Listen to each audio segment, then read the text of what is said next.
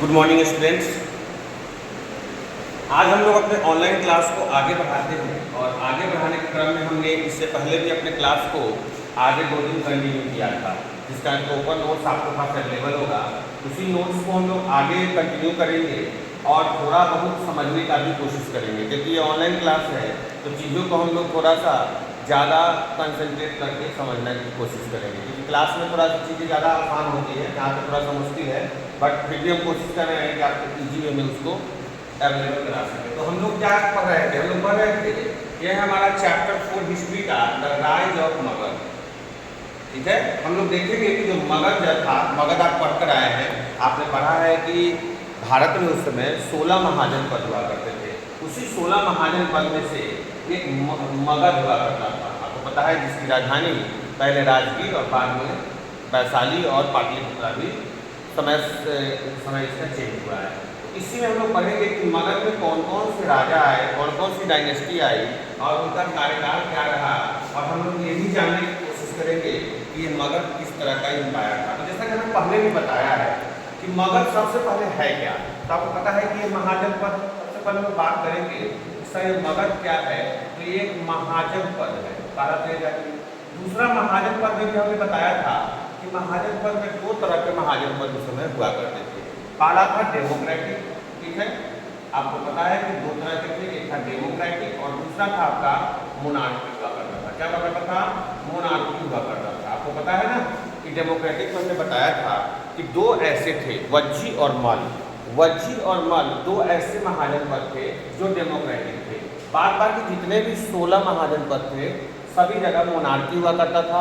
और मोनार्की का मतलब है जहाँ पे राजा ऑल इन वन है, यानी टोटल अगर पावर के बारे में बात करें, कंप्लीट पावर के बारे में बात करें, तो वो राजा के पास होता है। यहाँ भी बात करते हैं मोनार्की के बारे में कि यहाँ डोमिनेंट कौन है, तो यहाँ डोमिनेंट आपका राजा है, बताइए डोमिनेंट यहाँ पे राजा है। और डेमोक्रेटिक में डोमिनेंट कौन है? यहाँ लोग डोमिनेंट, ठीक है, यहाँ लोगों के द्वारा इसको चुना दिया जाता है। ठीक है, महाजनपद जो है ये हम लोग पढ़ रहे थे कि डेमोक्रेटिक वहाँ पे जहाँ पे लोग डोमिनेट करते हैं, जहाँ लोगों के द्वारा चुनाव होता है और चुन करके राजा आते हैं। लेकिन मोनार्की वहाँ वैसा था जहाँ पे डोमिनेट कौन थे? तो राजा थे। यहाँ पे किसी तरह का कोई इलेक्शन नहीं हुआ करता था, किसी तरह का कोई चुनाव नहीं हुआ करता था, राजा अपने अनुसार वो चुन लेता था या फिर राजा का बेटा राजा बनेगा, दैट इज कॉल्ड मोनार्की हुआ करता था, जहाँ पे कंप्लीट पावर राजा के पास था, राजा के पास सुप्रीम पावर था। उसी के क्रम में हमने देखा था कि एक मगध भी एक महाजनपद हुआ करता था। उसी मगध के बारे में हम लोग पढ़ेंगे। अब आप कहिएगा कि सर आप मगध के बारे में क्यों पढ़ा रहे हैं? क्योंकि मगध काफ़ी डोमिनेंट हुआ करता था। मगध का जो इतिहास है वो काफ़ी डोमिनेंट है, या फिर यूँ कहिए कि मगध का इतिहास जो है हमारे इतिहास के लिए बहुत इंपॉर्टेंट है। इसलिए क्योंकि मगध में बहुत सारे ऐसे राजा हैं जिनके इतिहास को पढ़ना हमारे लिए बहुत जरूरी है। इसी क्रम में हम केवल मगध के बारे में पढ़ेंगे। तो मगध एम्पायर, आज हमारा जो टॉपिक है rise of Magadha, Magadha empire, और उसमें सबसे पहला जो डायनेस्टी आया उस डायनेस्टी को हम लोग पढ़ेंगे जिसका नाम है हर्यक डायनेस्टी।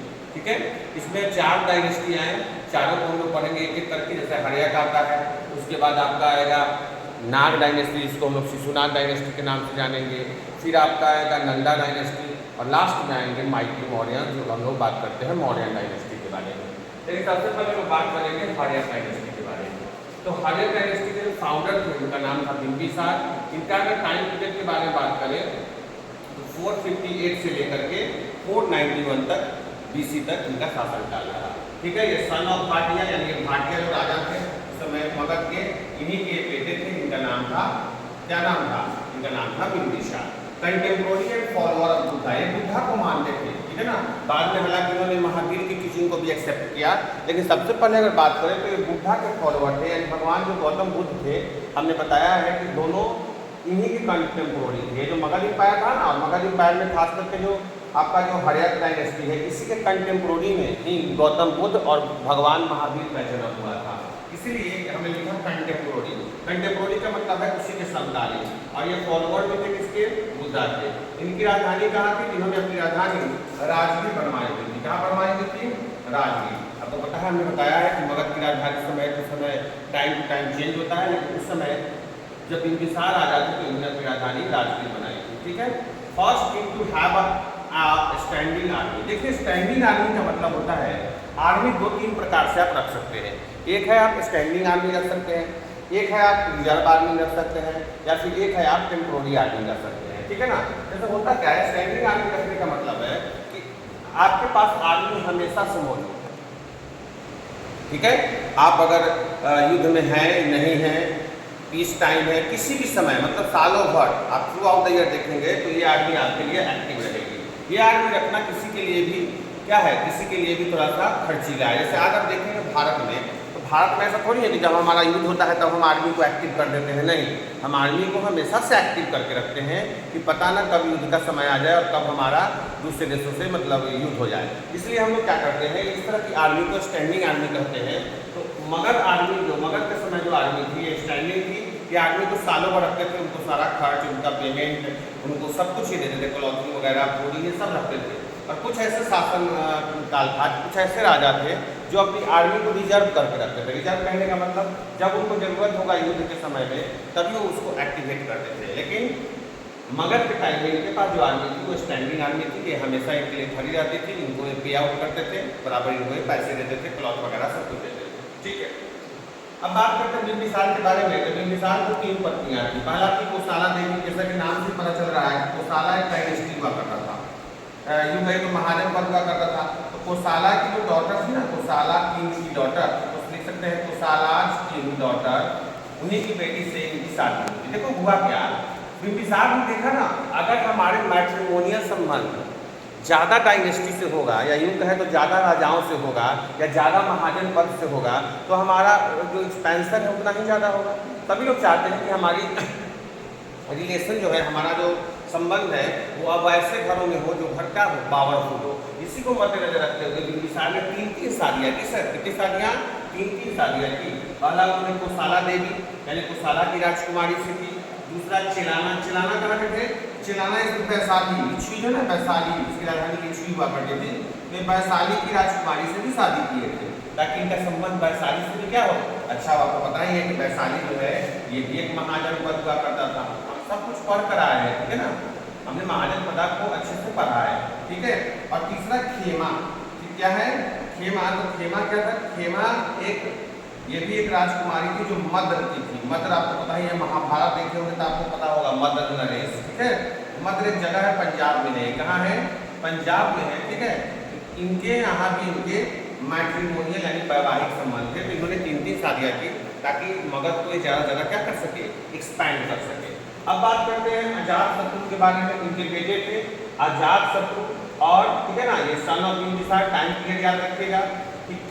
फादर याद रखिएगा, इन्होंने अपने बेटा को, बाप को मारा यानी बिंबिसार को मार दिया अजातशत्रु ने, और तब जाकर ये क्या बने, रूलर बने या किंग बने। ठीक है, इन्होंने सबसे पहले बुद्धिस्ट का काउंसिल बनाया था, याद रखिएगा। बुद्धिस्ट का काउंसिल जो है, इसके बारे में अगर बात करें तो बुद्धिस्ट के 6 काउंसिल थे। कुल कितने काउंसिल हुए? बुद्धिस्ट के 6 काउंसिल अभी तक याद रखिएगा। 3 आपके हुए BC में, बात करें 3 हुआ है BCE में, और 3 जो है वो हुआ है CE में, याद रखिएगा। यानी इधर एक हाल ही में हुआ है 1975 या 76 में, मुझे एग्जैक्ट याद नहीं है। ठीक है, और एक 1800 के आसपास और एक उससे भी पहले, यानी 3 आपका CE में हुआ है और 3 BC में हुआ है। पहला जो है इसी के समय हुआ था, याद रखिएगा। पूछता है क्वेश्चन कि पहला बुद्धिस्ट का काउंसिल जो हुआ था वो किसके शासनकाल में हुआ था? तो बोलिएगा वो शासनकाल था वो अजातशत्रु का था। ठीक है ना, किसका था? अजातशत्रु का था। और वो हुआ कब था? 483 BC में, 483 BC में ये पहला हुआ था। कहाँ हुआ था? ये हुआ कहाँ था? ये क्वेश्चन आता है, याद रखिएगा। ये राजगीर में हुआ था। कहाँ हुआ था? राजगीर। आगे चलते हैं, इन्होंने 2 युद्ध लड़े और दोनों जीत गए, तो कोसाला के साथ और वैशाली के साथ। जैसा कि चर्चा किया है, कोसाला की राजकुमारी से इनकी शादी हुई, इसको कोसाला देवी कहा गया। फिर चिलाना के साथ उन्होंने शादी की, जो भी कहा वैशाली की थी। इन्होंने शादी इसलिए किए थे ताकि ये अपने आप को क्या कर सके, एक्सपैंड कर सके। इसलिए इन्होंने दोनों जगह युद्ध लड़ा, कोसाला के साथ युद्ध लड़ा और वैशाली के साथ। दोनों जगह ये क्या हो गए, दोनों जगह ये जीत गए। ठीक है, अगला इनका बेटा है तो नाम है उसका उदयन आता है, और इसका टाइम पीरियड 460 से लेकर 444 BC तक रहता है। सन ऑफ अजातशत्रु ये अजातशत्रु के बेटे होते हैं। इन्होंने क्या किया, इन्होंने अपना कैपिटल राजगीर से बदलकर कहाँ कर दिया, पाटलिपुत्रा कर दिया। ठीक है, राजगीर से बदल के कहाँ कर दिया, Pataliputra. Build the fort upon the confluence of the rivers Ganga and Son at Pataliputra. देखिए हम बार बार बताते हैं कि जो मगध का लोकेशन है ना, ये मगध जो है ये क्या है, इधर से एक नदी आती है सोन रिवर और इधर से कौन जाती है, गंगा। ये दोनों के क्या होता है, दोनों के बीचों बीच है मगध। ठीक है ना, मगध जो है दोनों के बीचों बीच है और यही पे राजधानी हुआ करती थी, जिसका नाम था पाटलिपुत्रा तथा पाटलिपुत्रा एक जगह था जो इधर से सोन रिवर और इधर से गंगा के, इन दोनों जहाँ पे कन्फ्लुएंस करते थे ना, मिलते थे, जहाँ पे दो मिलते थे वो वहीं पे इन्होंने फोर्ट बनवा दिया। इसने फोर्ट बनवाया उदयपुर में, याद रखिएगा। इन्होंने फोर्ट कहाँ बनाया, तो जहाँ पे कौन दो नदी मिलती थी, एक गंगा और एक सोन। ये जहाँ दोनों मिलते थे, मिलते कहाँ थे, ये मिलते थे राजधानी में पाटलिपुत्रा में। पाटलिपुत्रा में जहाँ मिलते थे ना, वही इन्होंने एक किला बना दिया। किला किसने बनवाया, याद रखिएगा, उदयपुर। ठीक है, उदयपुर ने बनाया। अगला देखते हैं, अगला डायनेस्टी के संबंध में पढ़ते हैं। तो अगला डायनेस्टी है शिशुनाग डायनेस्टी। और डायनेस्टी शिशुनाग डायनेस्टी, और या फिर इसको नागा डायनेस्टी भी कह सकते हैं आप, शिशुनाग या नागा डायनेस्टी। और इसका टाइम पीरियड है 413 से लेकर 345 तक। कब से कब तक, 413 से 345। ठीक है, बाद ऑफ वाइसराय ऑफ काशी। आपको पता है काशी ये क्या था, एक महाजनपद था। ये क्या है, तो महाजनपद। सब पढ़े हम लोग, याद रखिएगा। महाजनपद में 16 पढ़ के आएंगे। तो काशी है ना, काशी, आज भी काशी आप पता है, काशी बनारस कहते हैं। ठीक है, तो Kashi before becoming the king of Magadh. ठीक है ना, मगध का राजा बनने से पहले ये काशी के वाइसराय हुआ करते थे। वाइसराय का मतलब राजा ही समझिए। वाइसराय का क्या मतलब है, वाइसराय का मतलब तुम एडमिनिस्ट्रेटर समझ सकते हैं। इन्होंने अपनी कैपिटल गिरिवाराजा रखा। कहाँ रखा, गिरिवाराजा। गिरिवाराजा भी एक राजगीर का ही जगह है। राजगीर में ही आपको देखने को मिलेगा। कहाँ मिलेगा, राजगीर में ही आपको देखने को मिलेगा, जिसका नाम है गिरिवाराजा। ठीक है, बाद में उन्होंने फिर से अपना कैपिटल चेंज किया। कैपिटल चेंज करके कहाँ लाए, वैशाली लाए। अब आप देख रहे होंगे कि ये लोग कैपिटल को बार बार चेंज कर रहे हैं। तो ये चेंज करने का कारण क्या है सर, देखिए होता क्या है कि दुश्मन को पता है कि इनका कैपिटल कहाँ है, तो वो वहाँ पे अटैक कर पाएंगे आसानी से। अगर ये कैपिटल को बार बार शिफ्ट करेंगे तो उससे क्या होगा कि दुश्मन जो है इन पे अटैक करने में क्या करेंगे, थोड़ा सा उनको सोचना पड़ेगा, उनको समझना पड़ेगा उसके लोकेशन के बारे में, उसके ज्योग्राफिक कंडीशन के बारे में। ये तो पहला कारण है। दूसरा कारण ये भी है क्योंकि इनकी राजधानी जहाँ जहाँ गई वहाँ ये क्या हो पाए, मजबूत हो पाए। आपको पता ही है कि हमारी राजधानी अगर दूसरी जगह चला जाएगा तो वहाँ का सब कुछ सुधर जाएगा, वहाँ का इकोनॉमी सुधर जाएगा, वहाँ का एडमिनिस्ट्रेटिव सर्विस सुधर जाएगा, सब कुछ सुधर जाएगा। उसी के लिहाज से उन्होंने क्या किया, बार बार अपनी राजधानी को चेंज करते थे। इस बार उन्होंने फिर से गया कहाँ से, तो गिरिवाराजा से चेंज करके कहाँ लाएंगे, वैशाली लाए। ठीक है, आगे इनका बेटा आता है काल अशोक का, नाम याद रखिएगा, काल अशोक। ठीक है, काल अशोक जो है ये फादर किसके बेटे हैं, ये बेटे हैं शिशुनाग के। ठीक है, इन्होंने फिर से अपना कैपिटल कहाँ शिफ्ट कर दिया, पाटलिपुत्रा में। वैशाली था ना, वैशाली से इन्होंने फिर से पाटलिपुत्रा में शिफ्ट किया। He conducted the second Buddhist council at Vaishali. याद रखिएगा, वैशाली में बुद्धिस्ट का सेकेंड काउंसिल किसने किया, तो ये किया था आपका काल अशोक ने। और कब किया था, तो वो 483 था ना, उसके 100 साल बाद यानी 383 BC में। याद रखिएगा कि 383 BC में यानी 100 साल बाद फिर से इसको कंडक्ट किया गया। सेकेंड था ये बुद्धिस्ट का। कहाँ किया गया कंडक्ट, वैशाली में। और किसके समय में, याद रखिएगा ये जो टाइम पीरियड था ये काल अशोक का टाइम पीरियड था। किसका टाइम पीरियड था, काल अशोक। और काल अशोक के टाइम पीरियड में ही इस बुद्धिस्ट का सेकेंड बुद्धिस्ट काउंसिल शुरू किया गया वैशाली में। और टाइम पीरियड याद रखिएगा 383। तब याद रखिएगा 383। ठीक है ना। He was killed in A palace. इनको बाद में महल में मार दिया गया। पैलेस का मतलब महल होता है, महल इनको घर में ही मार दिया गया, इनका मर्डर हो गया। ठीक है ना, किल कर दिया गया इनके अपने ही लोगों के द्वारा। और तब जाकर के हम लोग इसके बाद पढ़ेंगे नंदा डायनेस्टी के बारे में। ठीक है, इसके बाद हमारा जो अगला वीडियो आएगा, अगला जो हम लोग ऑनलाइन वीडियो करेंगे वो करेंगे 2 डायनेस्टी के बारे में। एक तो पहला नंदा डायनेस्टी के बारे में पढ़ेंगे, जिसके आपके फाउंडर होंगे महापद्मानंदा। बाद में हम लोग पद्मानंदा के बारे में पढ़ेंगे। और दूसरा हम लोग पढ़ेंगे माइटी मौर्यंस के बारे में। आपको पता है कि मौर्यन जो है वो कितना मजबूत थे। ठीक है ना, उनके बारे में भी हम लोग पढ़ेंगे। लेकिन इतना चीज़ याद रखिएगा कि मगध के बारे में पढ़ने का हमारा सिर्फ और सिर्फ एक मकसद ये था कि मगध सबसे पावरफुल महाजनपद था। दूसरा, मगध जो है यहाँ का लैंड कैसा था, जब एक तरफ से गंगा और दूसरी तरफ से क्या थी, सोन थी। तो दोनों, जब गंगा और सोन दोनों नदियों के बीच का जो ये आपका जो ये लैंड है काफ़ी फर्टाइल तो होगा ही, और फर्टाइल होने के कारण, काफ़ी फर्टाइल होने के कारण, ठीक है ना, यहाँ पे लोग भी ज़्यादा रहते थे, ठीक है, और लोग जो है वो अपना काम ज़्यादातर एग्रीकल्चर से चला पाते थे, इसलिए इनको, जिसके कारण इनको कोई चीज़ का दिक्कत नहीं होता था, ठीक है। तो याद रखिएगा मगध जो है काफ़ी फर्टाइल लैंड था, और फर्टाइल लैंड होने के कारण ये काफ़ी इकोनॉमिकली भी काफ़ी ज़्यादा आगे बढ़ गया, ठीक है। तो आज हम लोग यही रोकेंगे, ठीक है। कल हम लोग इसके आगे पढ़ेंगे, ठीक है।